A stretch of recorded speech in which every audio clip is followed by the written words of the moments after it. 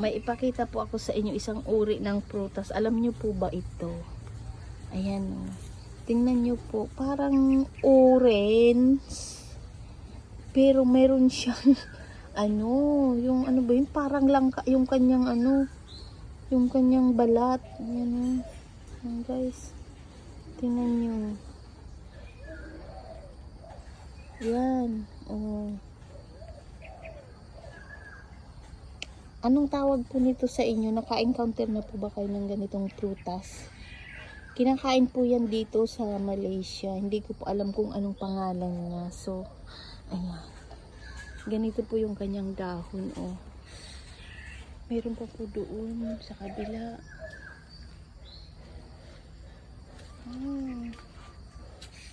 Matalim ang kanyang balat.